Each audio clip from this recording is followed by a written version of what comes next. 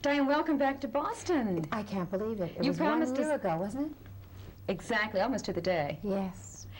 We want to talk about a lot of things, about your book, and I must say that you were very, very candid in the book. Did you think so? Yes. I was afraid that you weren't going to be. But you were not disappointed. I was amazed. I'm happy to hear that. It's a painful experience writing a book, and it took a very long period of time, primarily when the people that you're writing about are alive. It's difficult to write about those situations that were painful. It was during your youth. But I tried to be fair as well as honest. Diane, you talk about very candid things, as I said, your mother and father sending you to your aunt and uncle to live, and you said you felt abandoned by that. Tell that story. I discussed that with my mother recently, and as a matter of fact, she mentioned it first. She said that it was many years after the incident that she realized the mistake that she had made.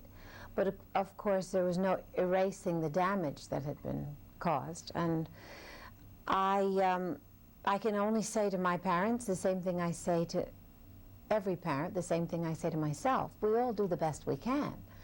And they certainly did the best they could.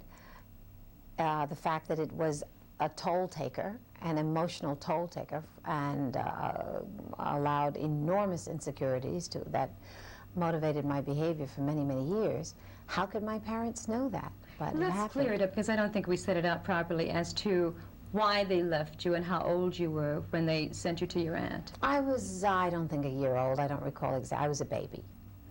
And they didn't have the financial wherewithal to take care of me. And so my mother said, fine. And at the time, I don't think there was anything unusual about it. I think most families did it. She said she wished that at least God had opened the heavens and said, be careful, this is a special one you are dealing with here. So she would have some indication that she was dealing with a human being that forgets absolutely nothing. And I said, that's not exactly true, but there's certain things you cannot forget. And when their decision was made to leave me with my aunt and my uncle, which I think they felt would be a very healthy thing to do while they gathered their lives together. I was born, they had their first anniversary in June, and I was born the following July. They were very young, no money. But the fact is that it happened. What did your mother say about the book? My mother's pleased with and very proud of the book. She called me the minute she finished reading it, and she said, I like the book. I like the book very much, and I feel that you tried to be very fair. Diane, what do you think the appeal of Dynasty is? What accounts for its success? Is it the glamour? Is it the plot? Is it the characters?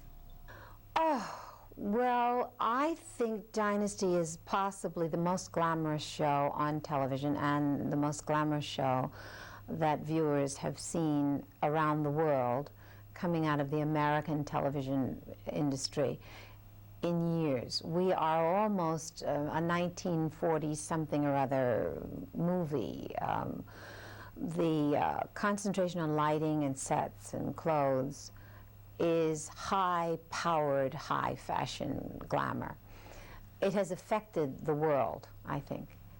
That may be a bit grandiose, but that's what I believe. Last year when I was on my hiatus and we were in London for several shows, and I recognized the fascination